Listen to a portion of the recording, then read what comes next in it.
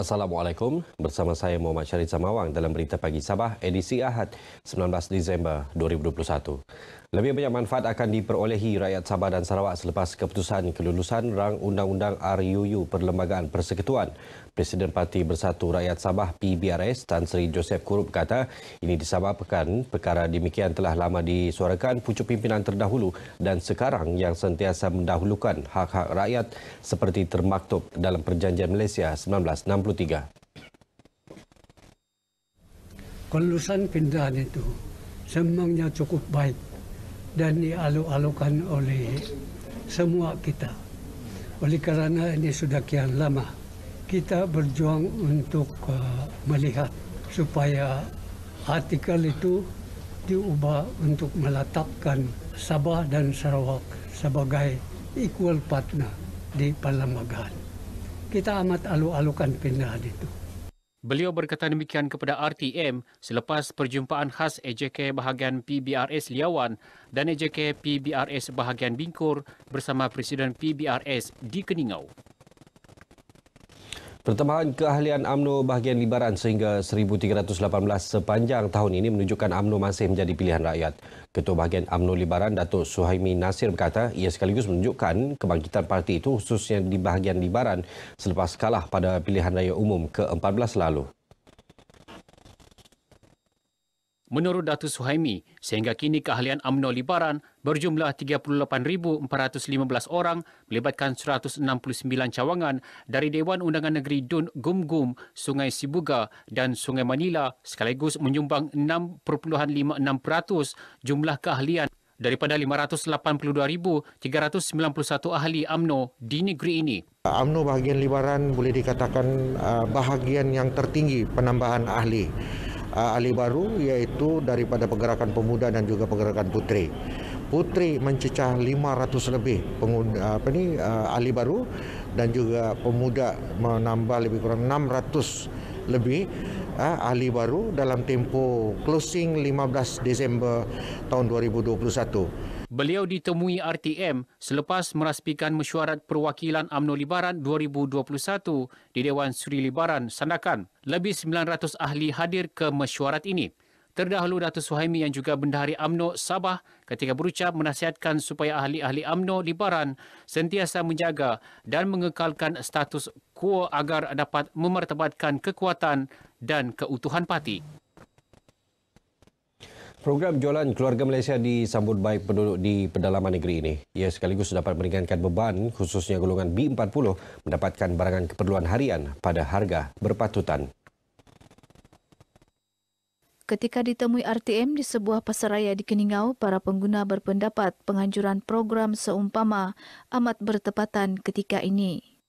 Program begini yang diadakan bagus bagi kami semua sebab barangan yang ada dijual di sini banyak yang murah-murah.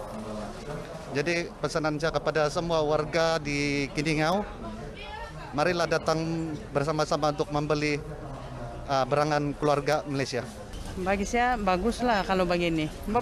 Kalau boleh diteruskan sepanjang masalah, sebab boleh meringankan beban bagi kami suri rumah. Saya tengok harga berpatutan dan murah dan meringankan juga beban kepada orang-orang kampung. Jadi saya berharap program ini bukan saja pada Hari Keluarga Malaysia, tapi diteruskan untuk kalau ada sebuah kedai yang dibuka untuk keluarga Malaysia itu pun bagus. Program sama turut diadakan di daerah Tenem berlangsung selama 2 hari. Penganut agama Kristian di Sabah yang akan menyambut sambutan Hari Krismas pada 25 Disember ini dibenarkan melakukan aktiviti keagamaan di gereja dan menerima kehadiran tetamu di rumah dengan 50% kapasiti ruang. Berdasarkan prosedur operasi standard SOP yang disediakan Kementerian Pembangunan Masyarakat dan Kesejahteraan Rakyat Sabah, kehadiran penganut dan tetamu bagaimanapun hanya untuk mereka yang lengkap vaksin. Menteri Kerajaan Tempatan dan Perumahan Datuk Seri Panglima Masih Manjun dalam kenyataannya mengenai SOP sambutan perayaan Hari Krismas Fasa 4 Pelan Pemulihan Negara PPN bagi Sabah berkata aktiviti keagamaan di gereja turut dihadkan maksimum 2 jam manakala kunjungan tetamu di rumah dihadkan 3 jam. aktiviti membabitkan sentuhan termasuk bersalaman tidak dibenarkan manakala kehadiran kanak-kanak bawah 12 tahun perlu ditemani ibu bapa yang sudah lengkap vaksin. Sementara itu, pengagihan makanan berbungkus di rumah ibadat dibenarkan, manakala bazar sempadan Christmas juga dibenarkan namun tertakluk kepada kelulusan pihak berkuasa tempatan. Datuk Masidi yang juga jurucakap perkembangan semasa COVID-19 negeri berkata, SOP tersebut ditetapkan untuk aktiviti menjelang sambutan Christmas pada 24 dan 25 Disember ini.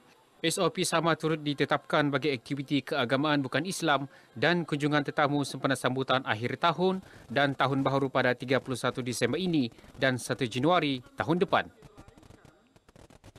Beralih kepada situasi semasa COVID-19, Sabah mencatatkan 237 kes positif baru semalam dengan peningkatan sebanyak 71 kes berbanding sebelum ini.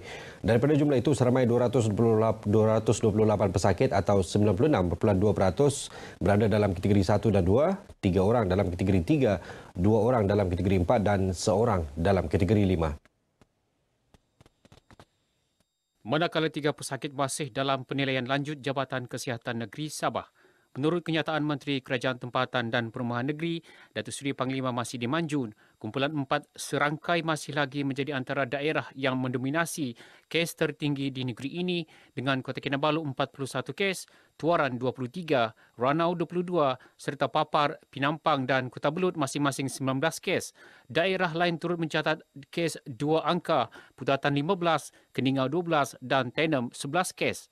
Sebanyak 14 daerah lain mencatatkan kes 1 angka sahaja dan 4 daerah lagi mencatatkan sifar kes. Manakala 5 daerah mencatatkan penurunan kes baharu dan 18 daerah lain mencatatkan peningkatan. Bagaimanapun daerah Kota Belud yang menunjukkan peningkatan ketara dengan 2 angka yakni 17 kes lebih tinggi berbanding sebelum ini. Sebelum beralih ke berita seterusnya, kita ikuti statistik terkini kes COVID-19 mengikut daerah dan kadar vaksinasi bagi Sabah.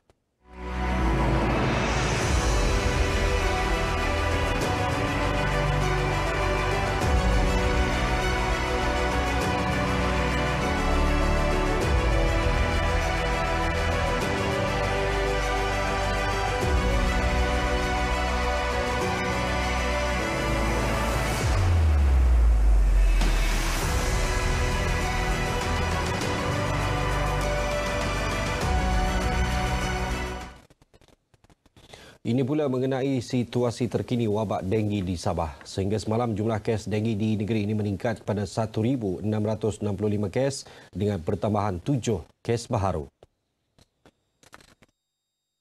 Sebanyak 3 kes baharu wabak denggi direkodkan di Sandakan, manakala masing-masing 1 kes di daerah Lahadatu, Tuaran, Kinabatangan dan Tongot. Berdasarkan infografik Jabatan Kesihatan Negeri Sabah, JKNS, daerah Kota Kinabalu mencatatkan kes tertinggi sebanyak 409 kes. Diikuti Tawau 302 kes, Lahadatu 171, Sempurna 121 dan Sandakan 120. Sementara itu daerah Beaufort merekodkan kes terendah iaitu 6 kes. Sebanyak 2 wabak aktif turut dikesan iaitu di Taman Pasir Putih Fasa 2A, Putatan dan Lahad-Lahad di Sempurna. Sehingga kini angka korban akibat wabak denggi di Sabah kekal 5 orang. Pertunjukan menyelam, kayak lepa, persembahan igal dan pelbagai acara laut memeriahkan Pesta Regata Lepa 2021 yang berlangsung di Pulau Mabul lewat petang semalam. Turut memeriahkan Pesta Regata Lepa kali ini, pertunjukan 11 buah lepa berhias di perairan Pulau Mabul selepas dilepaskan pelayarannya di Jeti Lepa Sempurna. Pengurusi Pertubuhan Kebudayaan Kesenian Bajau Sempurna Datuk Hajan Gurimbang berkata, penganjuran kali ini lebih menarik apabila pelancong diberi peluang menaiki atau mengiring lepa yang berlayar dari Pekan Sempurna ke Pulau Mabul. Beliau berkata demikian ketika ditemui media di Pulau Mabul Sempurna. Tambah Datuk Hajan, Pesta Regata kali ini juga memperkenalkan pertunjukan selaman secara tradisi melebihi 5 minit di dalam air. Beliau percaya pertunjukan sedemikian mampu dijadikan produk pelancongan baharu di daerah berkenaan. Mengenai penganjuran sepanjang Pesta Regata Lepa yang berlangsung selama 2 hari ini di Sempurna, Datuk Hajan menjelaskan penganjurannya dapat merealisasikan hasrat Kementerian Pelancongan, Seni dan Budaya iaitu menarik minat pelancong untuk datang ke Sempurna selain dapat menjayakan sebahagian aktiviti Pesta Regata Lepa pada tahun ini. Menurutnya, walaupun pada masa pandemik COVID-19, penganjuran kali ini hanya dihadkan kepada 100 orang pengunjung selain melakukan rakaman langsung melalui My Sempurna yang rata-rata mendapat 20,000 tontonan. Sementara itu, Taman-Taman Sabah menyokong penuh penganjuran Regata Lepa Sempurna 2021 yang melebarkan acaranya ke pulau-pulau terutama kawasan Taman Marin, Tun Sakaran. Kami amat menyokong usaha promosi yang digunakan di Pulau Mabul ini berhubung dengan aktiviti kebudayaan Regata Lepa karena dia akan mampu untuk menaikkan status ataupun aktiviti pelancongan yang ingin kita giatkan selaras dengan pasca pandemik sekarang ini. Pengarah Taman-Taman Sabah Dr. Maglarin Lakim berkata demikian kepada media selepas merasmikan penutupan Sukan Air sempena Pesta Regata Lepa Sempurna 2021 di Pulau Mabul Sempurna. Katanya sebelum ini penganjuran Regata Lepa hanya di kawasan Pekan Sempurna. Dalam pada itu, Dr. Maglarin berkata, sejak Taman Marin Tun Sakaran diwartahkan pada 2004, pihaknya memberi keistimewaan kepada komuniti tempatan tinggal dan menjalankan kegiatan harian di kawasan taman termasuk aktiviti pelancongan dan kebudayaan. Yang di Pertuan Negeri Pulau Pinang, Tun Ahmad Fuzi Abdul Razak berkenan mengadakan lawatan ke Menara Kinabalu bagi menghadiri Taklimat Pembangunan Negeri Sabah. Taklimat tersebut disampaikan Setiausaha Kerajaan Negeri Sabah, Datuk Seri Panglima Safar Untung. Antara yang dibentangkan dalam taklimat ini termasuk projek pembangunan dan pelan jangka panjang negeri Sabah serta informasi ringkas negeri ini. Lawatan tersebut merupakan kunjungan mesra yang di-Pertuan Negeri Pulau Pinang sempena rangka lawatan 6 hari ke Sabah. Sepanjang tempoh lawatan ini, Tun Ahmad Fuzi dan isteri Toh Puan Khadijah Muhammad Noor menghadiri beberapa program bertujuan mengeratkan hubungan kedua-dua negeri dan juga sempena sambutan hari jadi yang di-Pertuan Negeri Pulau Pinang ke-72. Turut hadir Timbalan Ketua Menteri Sabah, Datuk Seri Panglima Dr. Jeffrey Ketingan mewakili Ketua Menteri. Paparan tadi mengakhiri berita pagi Sabah. Sayangi keluarga, ambil ujian kendiri sebelum berangkat menziarahi keluarga. Saya Muhammad Syahrizal Mawang, salam hormat.